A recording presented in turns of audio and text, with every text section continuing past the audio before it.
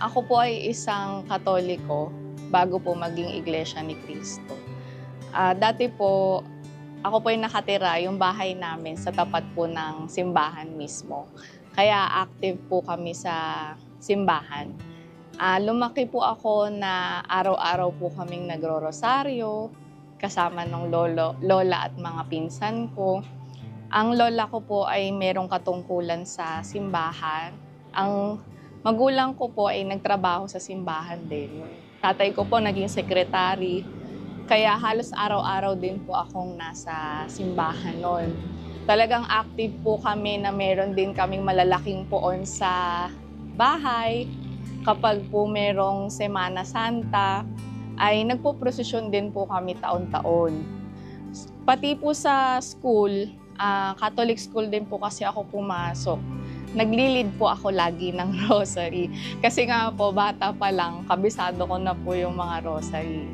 Ganun po kami ka-active sa church po dati ng Katoliko. Dahil sa pagmamahal noon ng pamilya ni kapatid na Camille Torres sa relihiyong kinagisnan, ipinagtatanggol niya ito sa mga sumasalungat sa kanilang paniniwala. Pinaglalaban ko po yung Catholic religion eh. Kasi nga po, di ba po sa school, so meron po kaming mga debatehan. Bakit may prosesyon, tsaka meron kaming mga santa, santo. Kasi talagang sa bahay, napakadami po naming poon noon. Tapos ang argument nila, bakit Diyos-Diyosan daw kasi. Kumbaga, isa lang daw yung Diyos. Bakit ang dami daw naming saint na pinapanalangin. Tsaka yung pag Holy Week, bakit daw kailangang magprosesyon, yung penitensya, sinasaktan yung sarili. Dumating ang sandali na may bumangong mga tanong sa kanyang isipan kung tama pa ba ang ginagawa niya sa loob ng Iglesia Katolika. Nung nag-college po ako, nagkaroon ako ng mga questions na rin. Kasi natry ko ring umattend ng iba't ibang religion. So, yung mga Victory, Christian, nag-feast pa ako noon. Tapos sabi ko, bakit ang dami namang religion? Dati ko nang question yon, pero habang tumatanda nga ako, nagiging mas matibay yung question na yon sa akin. Believer talaga ako ng Diyos. Hindi ko kinwestiyon na walang ama, walang Diyos. Talagang hinanap ko lang kung saan ako mapapanatag, kung saan ko mas naiintindihan yung aral.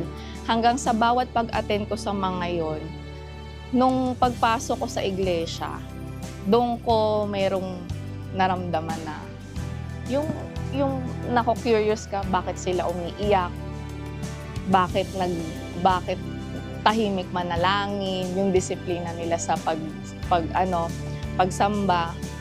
Doon ako nagsimulang magtanong sa mga kaibigan ko. Ayun po yung naging sa akin, stepping stone para mas maging open sa iglesia. Baka siguro mali ang ginagawa ko, na narinig ko rin po na mali na iba't ibang religion yung sinasambahan mo. Umatake ulit yung anxiety disorder ko.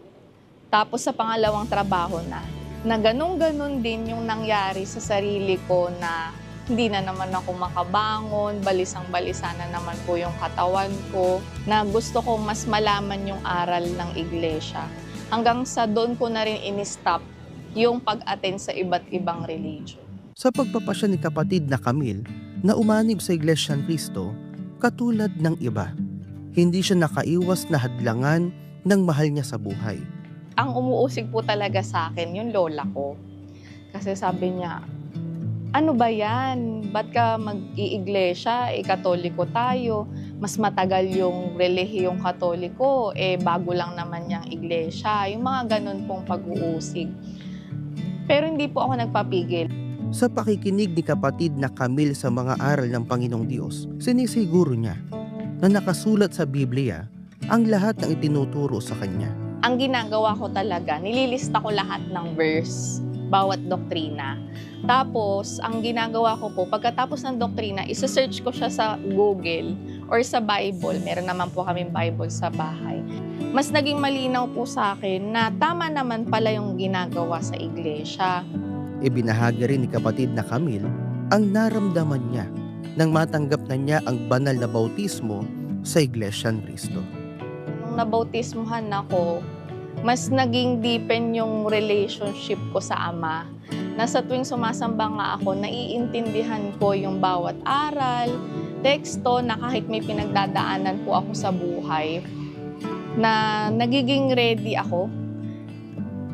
Kahit mabigat yung problema, kapag sumamba ka, tapos sumakto pa yung awit, yung teksto, yung pagkausap sa'yo ng Ama, para kang nasolusyonan na yung problema. A month after nabautismohan nga ako, never ko na naranasan yung ganong pagkabalisa. Nang maging kaanib na sa Iglesia ni Cristo si kapatid na Camille, muling sinubok ng Panginoong Diyos ang kanyang pananampalataya. Nagkaroon siya ng stage 1 cancer na non-Hodgkin lymphoma. Kaya ang dati ang panalangin ko, wag na akong mabuhay kasi napapagod na ako eh. Ngayon, ang panalangin ko, pahabain yung buhay ko. Pinarealize sa akin ng Ama kung gaano kahalaga yung buhay. Kasi nga po, nung nagkasakit ako, nung nagkaroon ako ng cancer, parang doon ako kinatok ng Ama na mahalaga ang buhay kahit mahirap. Na ang panalangin ko ngayon, humaba yung buhay ko para makapaglingkod pa sa Kanya. Hindi na para sa sarili ko. Kasi yun nga, pag naririnig ko yung mga teksto sa kailangan ang rason mo para mabuhay, hindi dahil sa pamilya mo, hindi dahil sa anak mo, kundi dahil may kailangan ka pang paglingkuran. Doon din po ako tinawag na kumuha ng tungkulin. Nung narinig ko yun. So, nung nagkaroon po nga ako ng cancer, kahit hindi pa ako magaling, ginusto ko na po talaga magkaroon ng tungkulin. Kasi pakiramdam ko, mas lalo akong bibigyan ng buhay ng Ama na yung mission ko dito sa mundo hindi pa tapos. So, yun po yung nakatulong talaga sa akin yung pagsamba talaga. Nagtataka ako, hindi ako nagkaroon ng anxiety nung nagkaroon ako ng cancer. Pero diagnose ako before.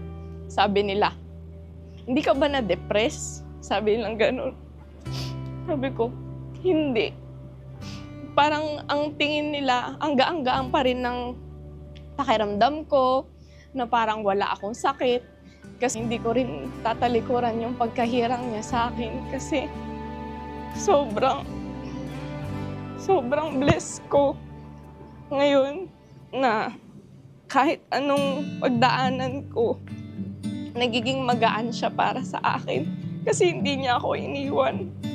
Ang pangako ko, hindi ko rin siya iiwan.